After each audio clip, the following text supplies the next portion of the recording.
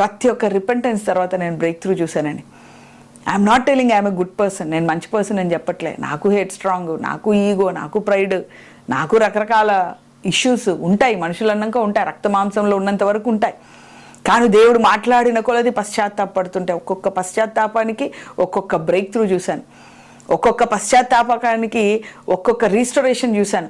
ఒక్కొక్క నా mind set, నా బంధకాల నుంచి బయటకు వచ్చి ఆ బంధకాలను నేను రియలైజ్ అయ్యి, yes I have this problem, నాకు ఈ ప్రాబ్లం ఉంది, నాకు ఈ ఇష్యూ ఉంది, నేను దీని నుంచి బయటికి రావాలి అని ఎవరైనా చెప్పినప్పుడు కోప్పడకుండా, ఇగో నీకు ఇలాంటి ప్రాబ్లం ఉంది అన్నప్పుడు నేను కోప్పడకుండా దేవుడి దగ్గరకు వచ్చి మొరపట్టి, కొందరికి ఏదైనా నీకు ఇష్యూ ఉంది అనగానే గయ్యమని లేస్తారు. నాకేంది, నువ్వు ఆడే ఉంటావు, నేను పోతా ముందుకి.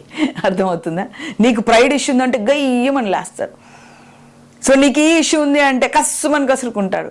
నువ్వు కసురుకున్నంత మాత్రం, గయ్యమన్నంత మాత్రం నాకు వచ్చే నష్టమేం లేదు, నువ్వు ఆడుంటావో ఆడే ఉంటావు.